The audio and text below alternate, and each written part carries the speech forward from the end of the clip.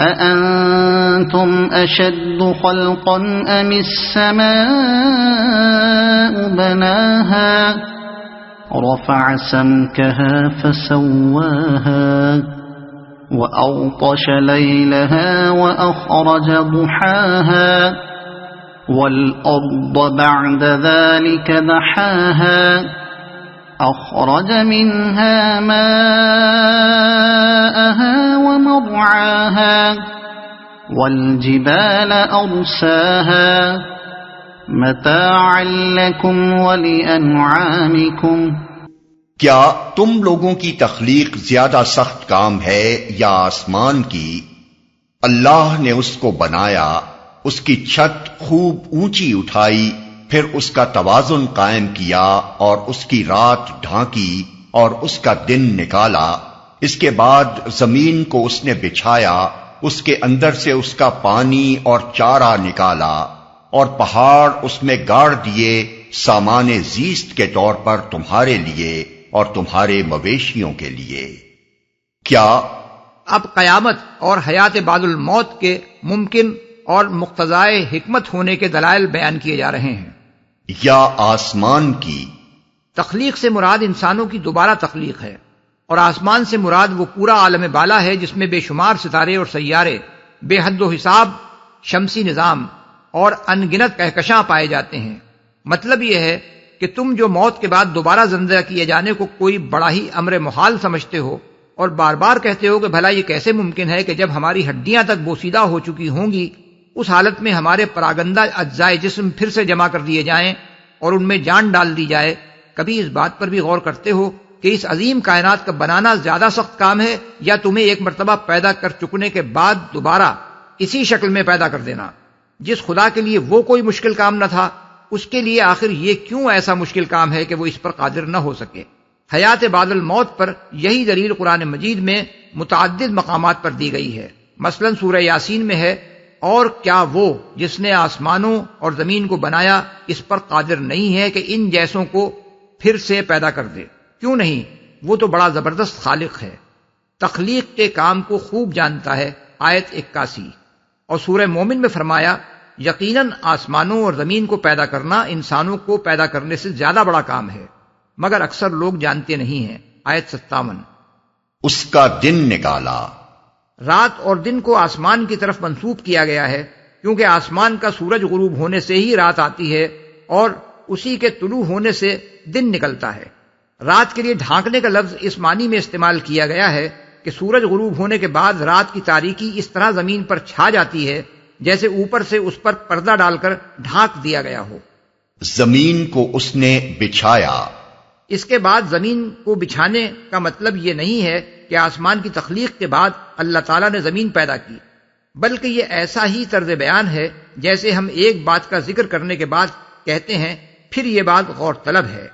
اس سے مقصود ان دونوں باتوں کے درمیان واقعاتی ترتیب بیان کرنا نہیں ہوتا کہ پہلے یہ بات ہوئی اور اس کے بعد دوسری بات، بلکہ مقصود ایک بات کے بعد دوسری بات کی طرف توجہ دلانا ہوتا ہے، اگرچہ دونوں ایک ساتھ پائی جاتی ہوں. اس طرز بیان کی متعدد نظیریں خود قرآن میں موجود ہیں. مثلا سورہ قلم میں فرمایا، اُتُلِّم بَعْدَ ذَلِكَ زَنِيمٌ، یعنی جفاکار ہے اور اس کے بعد بد اصل. اس کا یہ مطلب نہیں کہ پہلے وہ جفاکار بنا اور اس کے بعد بد اصل ہوا، بلکہ مطلب یہ ہے کہ وہ شخص جفاکار ہے اور اس پر مزید یہ کہ بد اصل بھی ہے. اسی طرح سورہ بلد میں فرمایا، فَكُّ رَقَبَةٍ او اطعام فی یوم ذی مسغبۃ یتیما ذا مقربہ او مسکینا ذا متربہ ثم کان من الذین آمنوا، غلام آزاد کرے اور پھر ایمان لانے والوں میں سے ہو.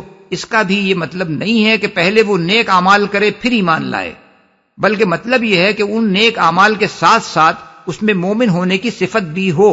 اس مقام پر یہ بات بھی سمجھ لینی چاہیے کہ قرآن میں کہیں زمین کی پیدائش کا ذکر پہلے کیا گیا ہے اور کہیں اور آسمانوں کی پیدائش کا ذکر بعد میں، جیسے سورہ بقرہ آیت 29 میں ہے، اور کسی جگہ آسمان کی پیدائش کا ذکر پہلے اور زمین کی پیدائش کا ذکر بعد میں کیا گیا ہے، جیسے ان آیات میں ہم دیکھ رہے ہیں. یہ دراصل تضاد نہیں ہے. ان مقامات میں کسی جگہ بھی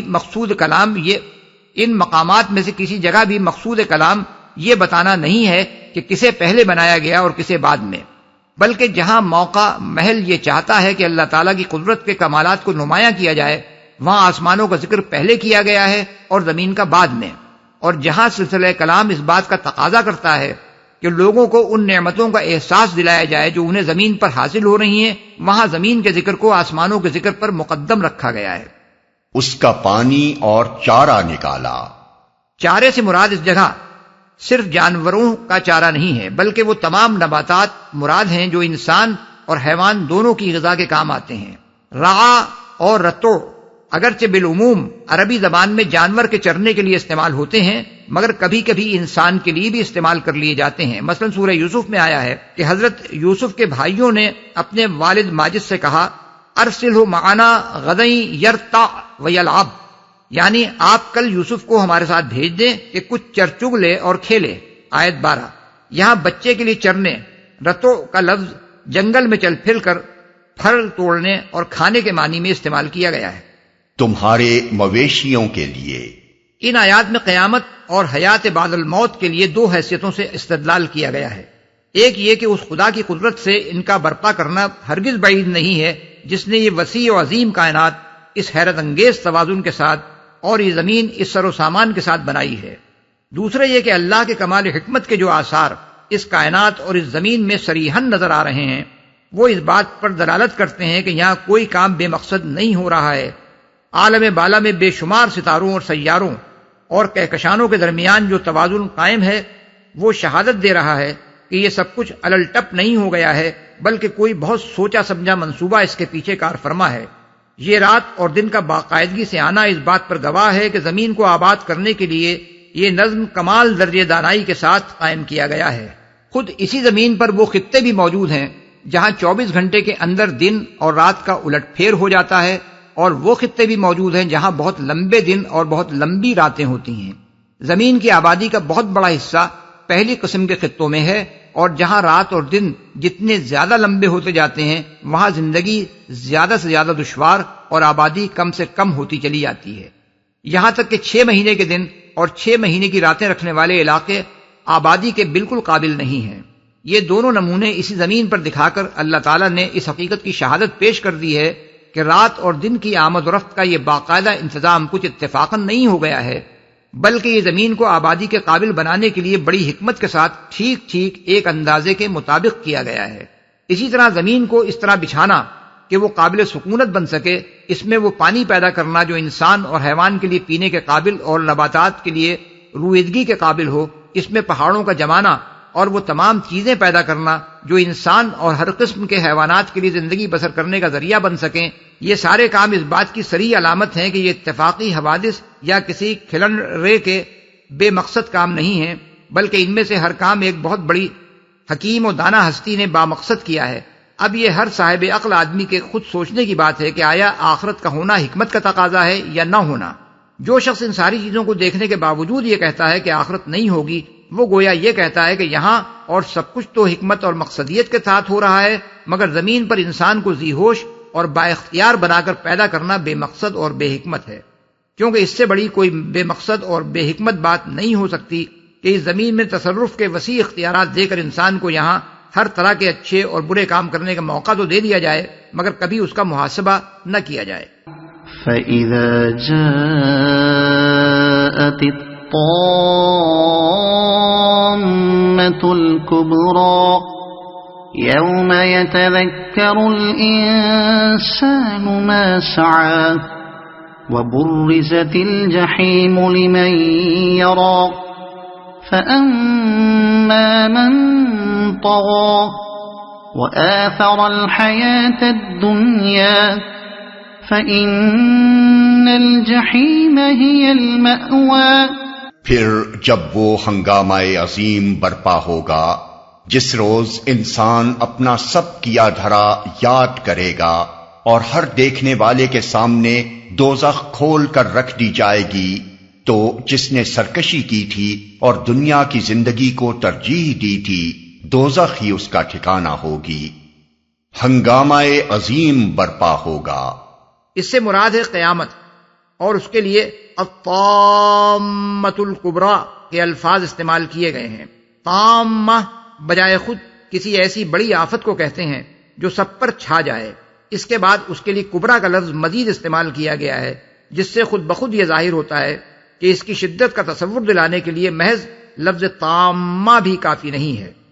کیا دھرا یاد کرے گا، یعنی جب انسان دیکھ لے گا کہ وہی محاسبے کا دن آ گیا ہے جس کی اسے دنیا میں خبر دی جا رہی تھی، تو قبل اس کے کہ اس کا نام اعمال اس کے ہاتھ میں دیا جائے، اسے ایک ایک کر کے اپنی وہ سب حرکتیں یاد آنے لگیں گی جو وہ دنیا میں کر کے آیا ہے۔ بعض لوگوں کو یہ تجربہ خود اس دنیا میں بھی ہوتا ہے کہ اگر یکایک کسی وقت وہ کسی ایسے خطرے سے دوچار ہو جاتے ہیں جس میں موت ان کو بالکل قریب کھڑی نظر آنے لگتی ہے، تو اپنی پوری زندگی کی فلم ان کی چشم تصور کے سامنے یکلخت پھر جاتی ہے۔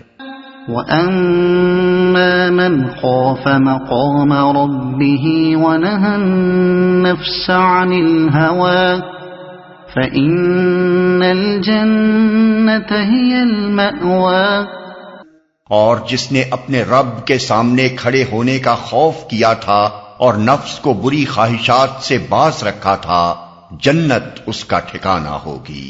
یہاں چند مختصر الفاظ میں یہ بتا دیا گیا ہے کہ آخرت میں اصل فیصلہ کس چیز پر ہونا ہے۔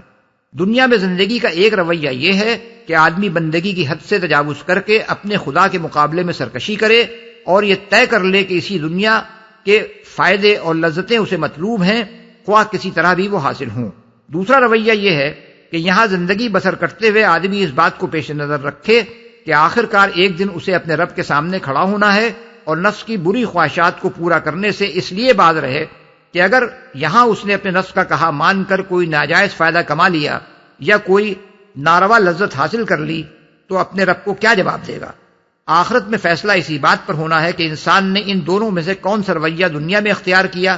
پہلا رویہ اختیار کیا ہو تو اس کا مستقل ٹھکانہ دوزخ ہے، اور دوسرا رویہ اختیار کیا ہو تو اس کی مستقل جائے قیام جنت ہے۔ يسألونك عن الساعة أيان مرساها فيم أنت من ذكراها إلى ربك منتهاها إنما أنت منذر من يخشاها۔ یہ لوگ تم سے پوچھتے ہیں کہ آخر وہ گھڑی کب آ کر ٹھہرے گی، تمہارا کیا کام کہ اس کا وقت بتاؤ، اس کا علم تو اللہ پر ختم ہے، تم صرف خبردار کرنے والے ہو ہر اس شخص کو جو اس کا خوف کرے۔ کب آ کر ٹھہرے گی؟ کفار مکہ رسول اللہ صلی اللہ علیہ وسلم سے یہ سوال بار بار کرتے تھے، اور اس سے مقصود قیامت کی آمد کا وقت اور اس کی تاریخ معلوم کرنا نہیں ہوتا تھا، بلکہ اس کا مذاق اڑانا ہوتا تھا۔ جو اس کا خوف کرے۔ اس کی تشریح بھی ہم تفسیر سورہ ملک میں کر چکے ہیں۔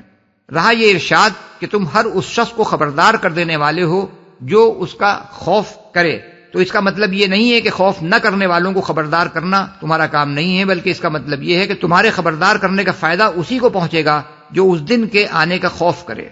كأنهم يوم يرونها لم يلبثوا إلا عشية أو ضحاها۔ جس روز یہ لوگ اسے دیکھ لیں گے تو انہیں یوں محسوس ہوگا کہ یہ دنیا میں یا حالت موت میں بس ایک دن کے پچھلے پہر یا اگلے پہر تک ٹھہرے ہیں۔ یہ مضمون اس سے پہلے کئی جگہ قرآن میں بیان ہو چکا ہے اور ہم اس کی تشریح کر چکے ہیں۔ اس کے علاوہ یہ مضمون سورہ احقاف آیت 35 میں بھی گزر چکا ہے، جس کی تشریح ہم نے وہاں نہیں کی کیونکہ پہلے کئی جگہ تشریح ہو چکی تھی۔